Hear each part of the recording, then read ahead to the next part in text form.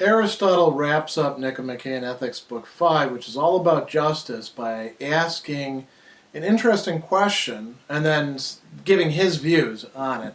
He asks, is it possible to do injustice to oneself, to be unjust to oneself? And there's multiple senses of justice, as you can see in the other core concept videos that we've got on this topic. So you could think of all those different types. Is it possible to be unjust to oneself in the sense of how you distribute benefits to yourself and to others? Is it possible in terms of reciprocity? Is it possible in terms of the complete virtue or complete vice? Is it possible in terms of legal justice? And Aristotle, he actually treats this as a real live issue because people did in fact discuss this and debate this, whether one could treat oneself unjustly or be unjust to oneself. And so there's this reflexivity there. It's not like being unjust to somebody else or being unjust within my society. It's rather somehow doing something wrong to myself that goes beyond harming myself. It's certainly possible for me to harm myself. The question is that injustice? It's certainly possible for me to damage my own interest. It's certainly possible for me to place myself in conditions of ignorance. The question is, am I doing something unjust thereby? So Aristotle says no. And he has two main sets of considerations. One is short, and one is long with a number of different subpoints. The first part, he says, well, look, one sense of justice is legal justice, following the law, and the law forbids certain things. So, for example, with anger, the law forbids me, when I get angry at somebody, to just walk up to them and cold cock them and, say, haha, there you go. You got me angry, you had it coming. So that's assault, or something else. It might be, pled down or raised up. Could be attempted murder, depending on what's going on exactly. The law also says stuff about what you're allowed to do to yourself out of anger. Here's where Aristotle has a really interesting example. He talks about people harming themselves or even killing themselves because of their anger. And if we look at Greek tragedies, we see instances of people doing things like this out of anger, out of shame. This was a big open question for the Greeks. Aristotle actually goes so far as to make an argument here saying, look, the law doesn't say that it's okay to do it, so in this case it's not okay to do it. It's a little strange reasoning on his part because it's a little uncharacteristic of him. But Aristotle thinks that it's wrong to kill yourself. But it's really interesting to see why he thinks it's wrong. You're certainly harming yourself if you kill yourself. You stab yourself with a knife because you're so upset. Are you doing injustice to yourself? Aristotle says no. He says, who are you actually behaving unjustly towards? And being an ancient Greek, his answer is you're doing harm to the state. I think that for us moderns, we would have less of a conception of that. But for some people, they might say, my church, my club, my classmates, they're going to be very upset if I do this.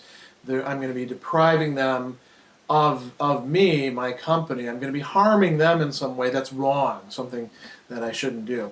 Those who have children, should I kill myself? Well, then I'm leaving my children without a father or without a mother. Brothers and sisters, parents. Sometimes people actually do, in fact, harm themselves so they can stick it to somebody else. And Aristotle, I think, would be willing to go beyond just talking about the state and say that by doing this harm to yourself, you are being unjust to somebody else. Another example that we do have is if you're in the military and you shoot your foot off because you don't want to be in combat, you can get in trouble for that because you're officially something that belongs to the Army or Marines or Air Force. I think of Army because I was a soldier myself. So in all of these cases, one is not able to be unjust towards oneself. It is possible for there to be injustice in it, for one to be unjust, but it's in relation to those who would be harmed and wronged by one harming oneself.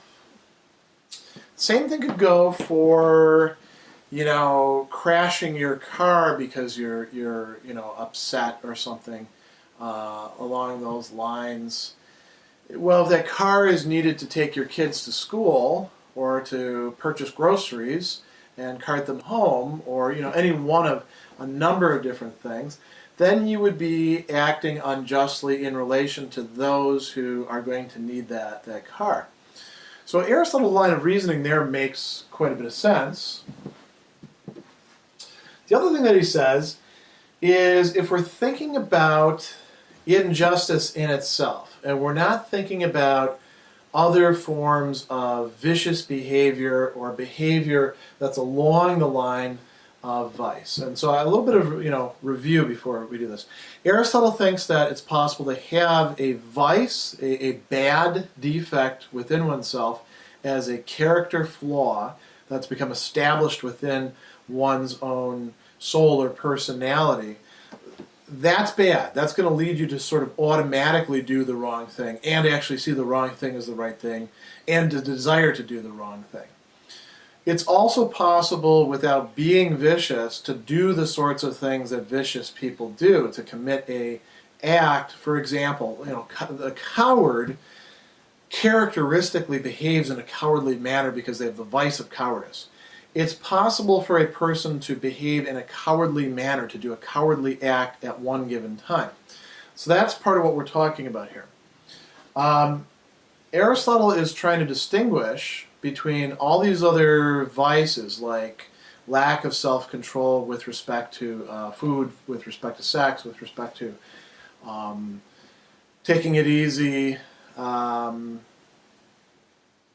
whether how one uses one's resources in either being generous or being stingy or being a prodigal with it, how one seeks out honor or respect or positions or prestige, that sort of thing. These are all ways in which we can be good or we can be bad. Justice, putting all these over here, justice has to do with wealth or honor or position or these sorts of things where we can have more or less of it, where the just is what's in between, and if you have too much, that's not fair. That's being taken from somebody else. If you have too little, that's not fair either. Somebody else is getting over on you.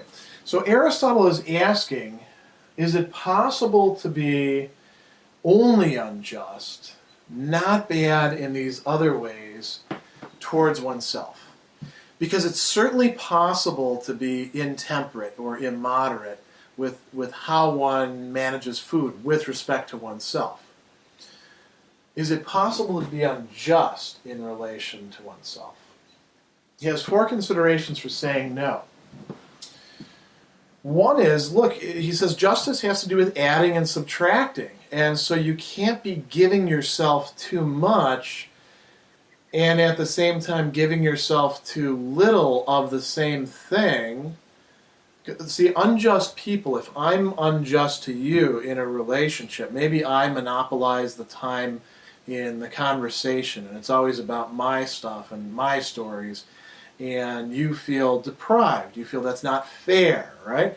I am being unjust to you because I'm taking something from you. I'm adding it to me and I'm subtracting it from you.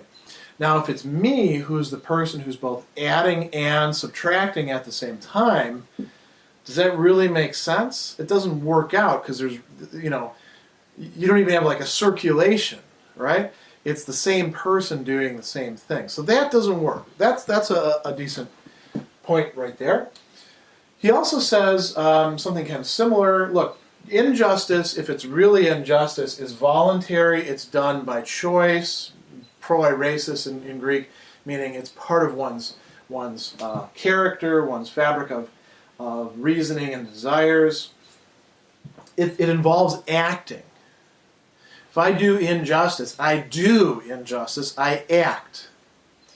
If I undergo or suffer or experience injustice, that is a passivity.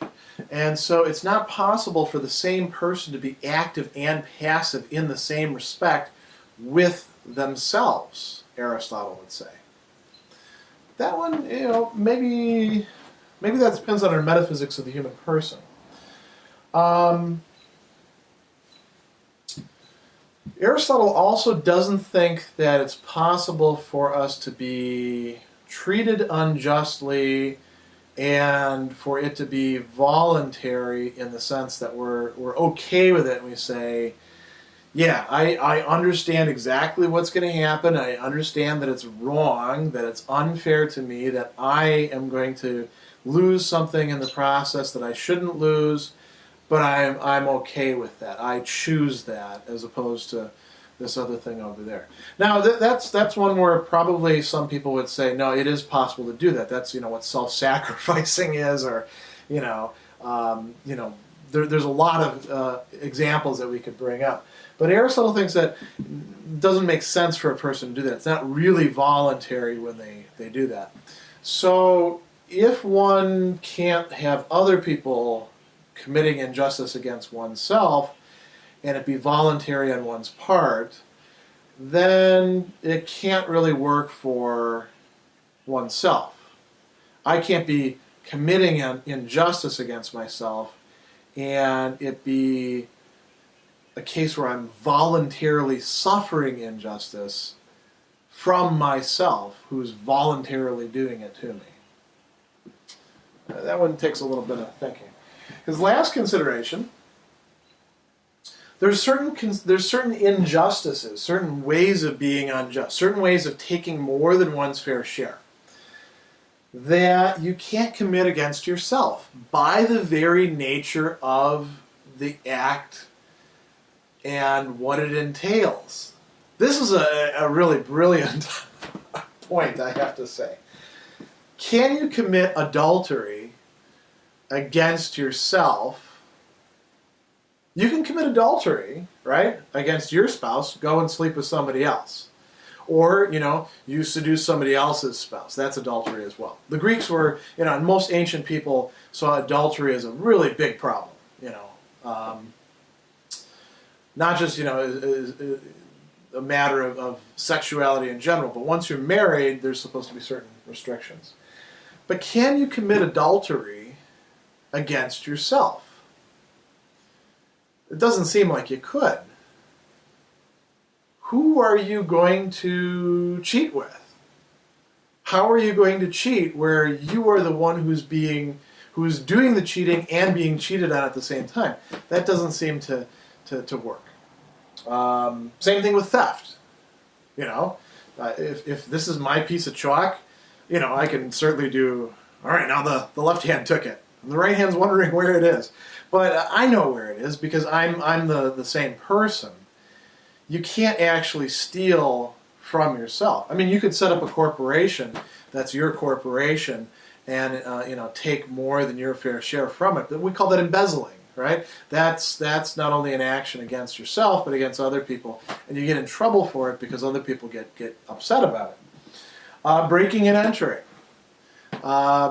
You can't break and enter into your own house. You certainly can, like, knock the door down. You know, you get an axe or a ram and bash it in. You could have a storage locker and you know, get a sledgehammer and knock the lock off, or, you know, snip it, or, you know, cut it with a hacksaw or something like that.